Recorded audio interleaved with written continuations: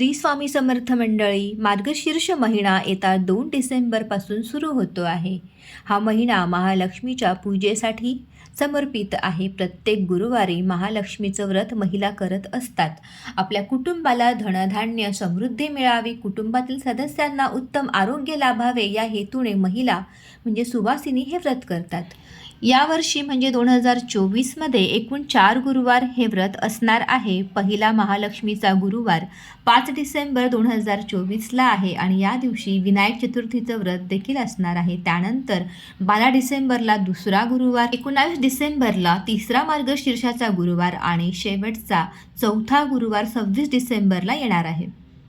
सकाळी लवकर उठून शुचिर्भूत झाल्यानंतर या पूजेची मांडणी करावी, कहाणी वाचावी, आरती करावी. दिवसभर उपवास करून आपल्या कुटुंबासोबत संध्याकाळी देवीची आरती झाल्यानंतर हा व्रताचा उपवास सोडावा.